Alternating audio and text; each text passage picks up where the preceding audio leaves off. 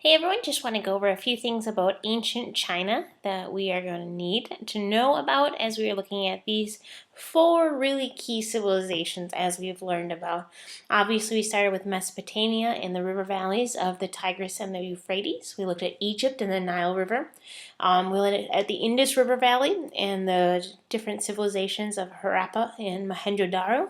And now we're going to look at ancient China. And China is going to be a huge theme through this whole course, and kind of understanding these roots will really help us understand some of the other things that we're going to cover this semester and ultimately the rest of the year. So first of all, let's look at ancient China. Understanding as we remember kind of the migration periods.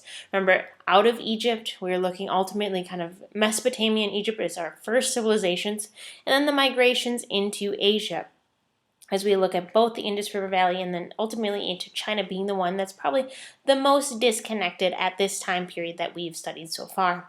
Now, a few things we want to look at is ultimately the geography of this region. Now, we know that ultimately it is very isolated from other cultures, as we just said, and it's really going to be centered around the Yellow River, the Huanghe River, and it is very unpredictable. It is also known as China's sorrow, which if we compare back and looking at Egypt, the gift of the Nile is very different than China's sorrow. If you had to pick what we would be wanting to be known as, I'm guessing China's sorrow is not it, bringing tears to everyone that's there. And so we can tell a lot about this river just by its nickname. Now, there was tons of rainfall in this area. We're looking kind of at northeast China, or at least northeast China that we know today.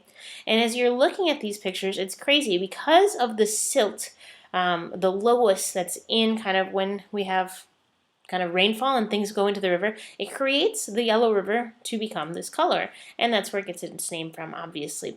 I just think this is such a cool picture as well as you're looking at kind of the beauty and the greenery and then just how yellow and golden looking the river is. So Yellow River is pretty appropriate of a title. So knowing this, we know that it's very unpredictable. We know that's going to cause problems. And we know that if we are going to do some predictions, that they're probably going to have to figure out irrigation. They're going to have to figure out flood control, very similar to other civilizations that we've looked at.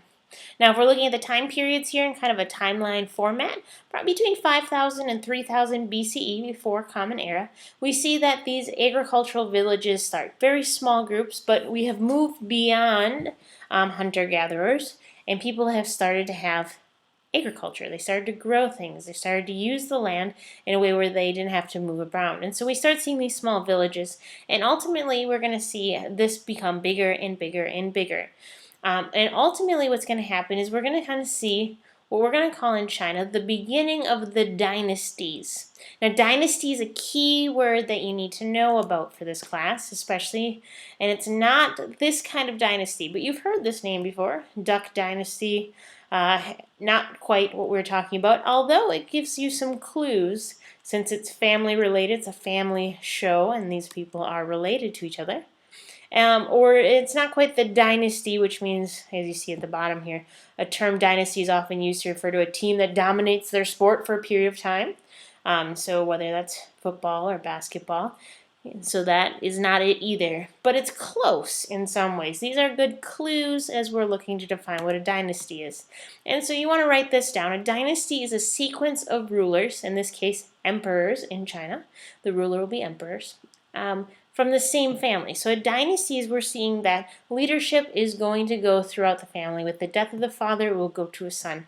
And will continue in the same family. That's going to be a dynasty. And so we're going to look at 3 key dynasties today that you're going to want to know about. And by the end of this class, I can absolutely guarantee that you can tell me every single Chinese dynasty from these till the end.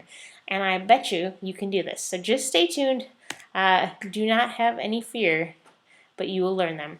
So the first one is the Xia Dynasty.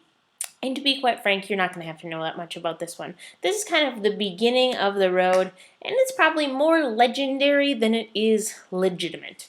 But we're looking around 2200 BCE when this begins with this legendary founder, King Yu. Whether or not he really existed in real life or he's more legend, the reality is people will credit it back to King Yu. And he was really involved in flood control projects, which makes sense geographically, as we know that the Yellow River flooded uncontrollably. It was very unpredictable, and it brought China's sorrow with it. So this is what we know, but there began to be this kind of early formal government in China. And so that's what we're going to see with the Xia, as it would be said, dynasty. Now the next one we're going to look at is the Shang Dynasty. You're going to want to say Shang, and that is not right. So the Shang Dynasty is where we are going to go next. Now the Shang Dynasty is going to be around 1766 BCE when it begins. And what they really had going for them is bronze, which had kind of migrated with people as well that are coming from kind of Central and kind of Southwest Asia, brought this bronze technology, this bronze metallurgy with them, and kind of this migrated into China. Now the government was smart in the Shang Dynasty in that they decided to have a monopoly, like they controlled all of bronze metallurgy, all of the production. And so if the government is to control this staple, it's going to make their military very strong. And they use chariots as well, which once again we see that that technology comes from the West. And so they begin with the government having a monopoly on bronze and having a strong military. It doesn't take a long time to really understand that they're probably going to expand their kingdom. And so the Shang Dynasty expanded their kingdom, became bigger.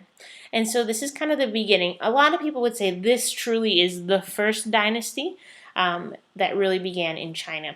Something also unique about the Shang that I want you to be able to know about is something called oracle bones. They didn't necessarily have written records that we can pull up, but this is kind of the closest thing that we find. An oracle bone is where they would take a large bone, like a tortoise shell or like a shoulder bone from an animal that's larger, like a cow or something like that. And what they would do is they would inscript on it some writing and ask kind of like a question, fortune telling, if you will. And so they would ask like, how long is the king going to rule? Or more yes/no questions. Think more Magic 8 Ball, yes or no. And so what they're going to do is they're going to ask these questions and they're going to write it on the oracle bones and then they're going to burn them. And so after they put the question on and they burn it, there's going to be different cracks from the burn and they're going to interpret that, the fortune teller's word. And so we see this is kind of, we can tell a lot about their culture by finding these old relics, these old oracle bones, and trying to understand kind of what people were asking for during that time. And once again, using those artifacts, we can use that as evidence to kind of piece together the story of history. So that are the key things that we want you to know about the Shang Dynasty. Now the next one, you're going to slaughter it, but this is how you say it, Zhou, which doesn't look at all like that. But that's easy for me because that's my husband's name is Zhou. But either way, the Zhou Dynasty is going to be the next one after the Shang. Now they are creative in how they came to power because one of the main ideologies that's going to come about, and you're going to see this all throughout Chinese history. The nice thing about Chinese history is that lots of it is cyclical. It repeats. So once you kind of get some of this, you'll see this kind of happen over and over. But they had this belief in the mandate of heaven. They really believed that somehow there was this connection between the ruler and gods, or from heaven. And so they believed that the power to rule was granted from heaven to that ruler. So if we're thinking back to King Yu, if we're thinking about other people in the Shang Dynasty, they would say that they got the power to rule was not from other men. It's not like a democratic nation where we elected the leader. No, in China, what they believed is that this power to rule was granted from heaven. And then there was kind of this direct connection between the ruler and God. There would be signs. And so if the ruler wasn't doing very well, and there may be a flood or other these things, it maybe is a sign that says that they have lost the mandate of heaven. And so this is what the Zhou did. They argued that the Shang Dynasty had lost the mandate of heaven because of the things that were occurring around them. And ultimately, the Zhou Dynasty came into existence. They argued that the past rulers were not cut out for the job, and that heaven ultimately wanted that. And so as we are looking at the Zhou Dynasty, we're looking around 1100 BCE, and we're going to see that they're going to expand the state further than the Shang, further, of course, than the Xia Dynasty, which was much smaller. And so they're going to expand it.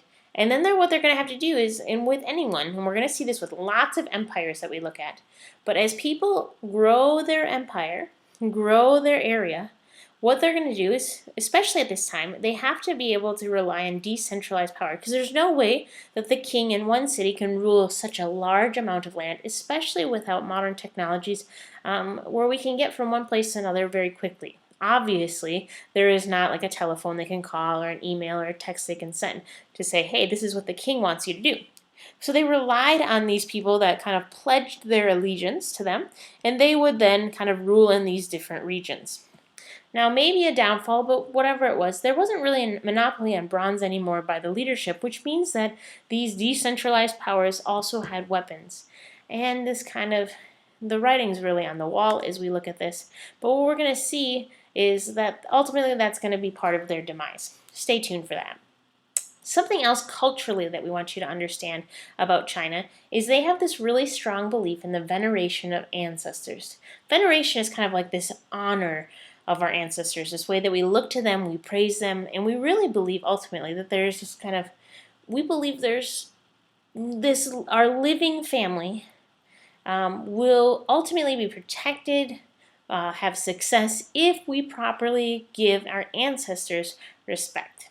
And so this was kind of a part of Chinese life where people would then go to the graves of people, family that's been deceased, and kind of either bury items or do different things at their graves to kind of have this, like, we really believe that our ancestors are still with us, their presence is with us, and which really led ultimately to the Chinese family having this really strong family solidarity, this oneness, that how important family is as they honor their ancestors.